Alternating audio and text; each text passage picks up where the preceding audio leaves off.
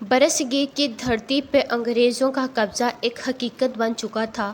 ہر طرف غلامی کی زنجیریں اور آزادی کا خواب دیکھنے والوں پر ظلم کے بادل چھائے ہوئے تھے۔ اس دور میں لاہور کے ایک معزز خاندان سے تعلق رکھنے والی زہرا ایک خوبصورت دلیر اور ذہین لڑکی تھی جو اپنی دھرتی کی آزادی کا خواب دیکھتی تھی۔ زہرا کے خاندان میں ہمیشہ عزت، وقار اور رسم و رواج کی پابندی کی جاتی تھی، مگر زہرا کا دل اس وقت کے حالات سے بے چین تھا۔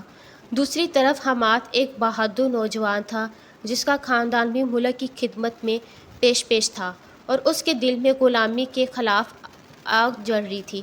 ایک روز زہرا اور حماد کی ملاقات ایک مجلس میں ہوئی جہاں وہ دونوں اپنے اپنے خاندان کے ساتھ شریک تھے۔ زہرا کا سرخ و سفید چہرہ اور پراعتماد شخصیت حماد کی توجہ اپنی طرف کھینچ رہی تھی، جبکہ زہرا حماد کی بہادری کی کہانیاں سن کر حیران تھی۔ انقلاب کی چنگاری حماد کے دل میں بھڑک چکی تھی اور اس کا خواب تھا کہ وہ آزادی کے لیے اپنی جان تک قربان کر دے۔ زہرا بھی اس انقلاب کی تحریک میں خاموشی سے شامل ہونے لگی کیونکہ اس کے دل میں بھی غلامی کے خلاف بغاوت کے جذبات تھے۔ دونوں کے دلوں میں ایک دوسرے کے لیے احترام اور انس پیدا ہونے لگا، مگر زہرا جانتی تھی کہ اس محبت کا اظہار کرنا اس کے لیے آسان نہ تھا۔ حماد کی آنکھوں میں بھی زہرا کی جانب ایک نرم گوشہ تھا، مگر وہ جانتا تھا کہ اس کا راستہ بہت خطرناک ہے۔ حماد نے زہرا کو ایک رات انارکلی بازار کے قریب باغ میں ملنے کا کہا۔ زہرا نے ہچکچاہٹ کے باوجود اس ملاقات کے لیے حامی بھر لی۔ وہاں حماد نے اسے اپنے خواب اور مقصد کے بارے میں بتایا کہ وہ اپنے وطن کو انگریزوں کے تسلط سے آزاد کرنا چاہتا ہے۔ زہرا نے حماد کا ساتھ دینے کا عزم کر لیا اور یوں ان دونوں کے دلوں میں محبت کے ساتھ انقلاب کی آگ بھی جل اٹھی۔ حماد نے زہرا کو خفیہ پیغامات اور تحریک میں شامل رہنے کا طریقہ سکھایا۔ ان دونوں نے اپنی محبت کو ایک مقدس راز کی طرح سنبھال کر رکھا کیونکہ ان کے دل میں ایک دوسرے کے لیے محبت کے ساتھ اپنے وطن کے لیے خدمت کا بھی جذبہ تھا۔ مگر زہرا کے والد کو حماد کی سرگرمیوں کی خبر ہو گئی اور وہ اس کے خلاف ہو گئے۔ زہرا کے والد نے اسے بتایا کہ حماد انگریزوں کے خلاف بغاوت میں شامل ہو چکا ہے اور اس کا انجام خطرناک ہو سکتا ہے۔ زہرا کو اپنے والد کے فیصلے سے ٹوٹ کر دکھ ہوا، مگر اس نے اپنے دل میں حماد کے لیے محبت کو ختم نہ ہونے دیا۔ اس نے اپنے والد سے وعدہ کیا کہ وہ حماد سے رابطہ نہیں کرے گی، مگر دل ہی دل میں وہ اس کی سلامتی کے لیے دعا کرتی رہی۔ حماد کی بغاوت نے انگریزوں کو چکرا کر رکھ دیا۔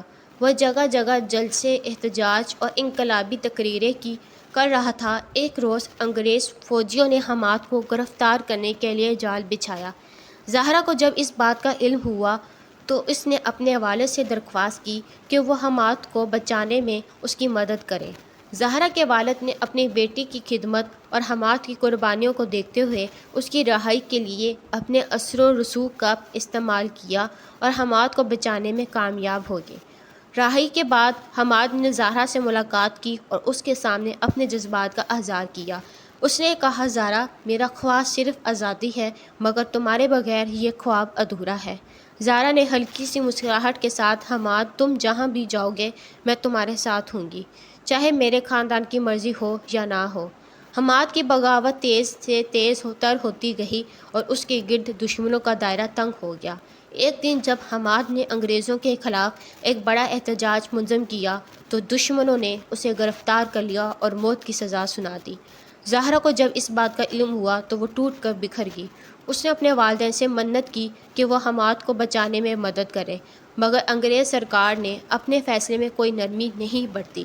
حماد کو موت کی سزا کے لیے لے جایا گیا تو وہاں زہرا نے اپنے والد سے اجازت لے کر آخری بار اسے ملنے کی درخواست کی۔ اس لمحے میں حماد نے زہرا کے سامنے اپنا وعدہ کیا کہ چاہے جسمانی طور پہ وہ نہ بھی ہو، مگر اس کی روح ہمیشہ زہرا کے ساتھ رہے گی۔ حماد کی قربانی نے آزاد کے خواب کو مزید تقویت بخشی اور وہ زہرا کے دل میں ہمیشہ زندہ رہا۔ حماد کی موت نے زہرا کو اور بھی مضبوط بنا دیا۔ اس نے زندگی بھر اپنے وطن کے لیے خدمت کی اور حماد کی یاد کو دل میں بسائے رکھا۔ اس کی کہانی آج بھی لوگوں کے دلوں میں محبت اور قربانی کی علامت بن کر زندہ ہے۔